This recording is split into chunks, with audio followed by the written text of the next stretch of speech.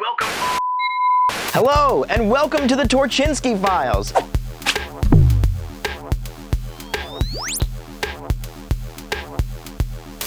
Hello, and welcome to the very first episode of the Torchinsky Files. It's an all-new, low-effort show that we're doing here at Jalopnik right here in my basement full of old crap. It's me, Jason Torchinsky, your pal from the internet, and I'm here to talk to you about basically the same stuff I talk about on Jalopnik.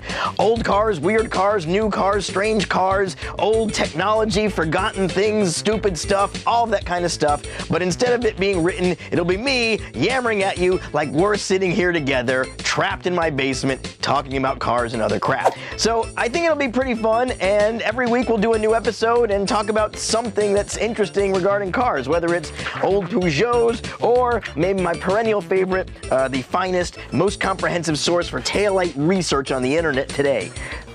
Whatever it is, we're gonna try to have a pretty good time.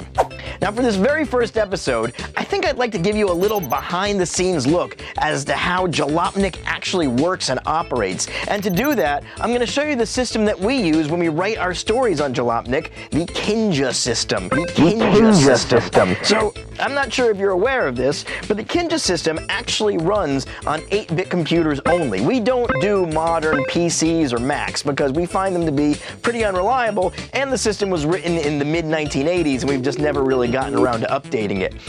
It's available on a variety of platforms. I actually am running it here on an old Atari 8-bit computer. Just it happens to be the one I kind of like to work on for this kind of thing. And what's fascinating about the Kinja story system is I don't actually write any of the stories you see in Jalopnik. Well, not really. I have written many stories, and over many years I've accumulated a mass of stories, but all of that was fed into the Kinja mainframe, and it actually takes the way I write, and it's able to form what we call a style profile, and from there we can auto-generate posts. So the system is actually generating the stories on the fly. This is the interface we use when I want to make a new story. It's the Kinja story editor, and you turn the auto-generate post setting on, and then from this pull-down menu I pick my name so it can access my style profile. And of course I've specified that my site that I'm writing for is Jalopnik. Now all I have to do is look at the post parameters. These are the things that actually make the story what it is. So I can choose a different post type from a number of preset types based on my style profile. I can choose from obscure automotive pedantry, something about taillights, reactionary or knee-jerk hot takes, and anti-Tesla or Elon Musk reads. And what's great about this one is if I'm going to do an anti-Tesla or Elon Musk read, it has an option to auto-short the stock, which has really saved us an awful lot of time. It just does it automatically. It's fantastic. And I can also just do general news. So I basically pick a story type, and then after there, I go to the settings section, and from here I have two main things I can control. First, I can set the level of socialist propaganda that's crammed into the story. It goes between 5 and 10. The reason it's not between 0 and 10, it's because we always have some kind of socialist propaganda crammed into every story. I usually keep mine at about a 7.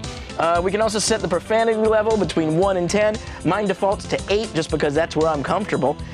And then down here we have the top shot generator. The top shot is what we call the pictures that you see on the top of the story. All of these are generated as well through the 8-bit graphic system. I can choose to include a car. I've got a choice when it comes to including a car. I can either pick a random type of car that it pulls from the internet, or I can choose an old Skoda. If I'm doing a story about a very specific car, I'll actually have to have it cycle through the random car types until I eventually hit the one I want. Sometimes this can take hours.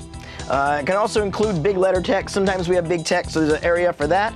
And then I send it all through. And then once I've got all these set up, then I tell it to go ahead, and then I switch to our secondary console for actually uploading the information. Let's get that going here. And then all I have to do is I let it know the command, which is upload Jalopnik post to site. Upload Jalopnik post to site. Okay, that confirms that it did it, and then I send the main command, and it looks like these V's mean it's going, and then we see if it works. Upload Jalopnik post to site. There we go. That sound means it's actually uploading to the site. And within 16 hours, it'll pop right on your browser screen, ready for you to enjoy. And then, once it's uploaded, I can just start the whole process over again. And it's so easy. It's way easier than we used to do this. Let's see, I can do there, and then we're back at the editor screen. So, there's a little inside look as to how things actually happen behind the scenes here at Jalopnik. So thanks for watching this. I think it's fascinating. If there's anything you'd like to see on future episodes of the Torchinsky Files, just tell me in the comments or send me an email at jason@jalopnik.com, and I'll do my best to see if we can do it. Thanks for watching. I really appreciate your coming down to my basement, and I'll see you next week.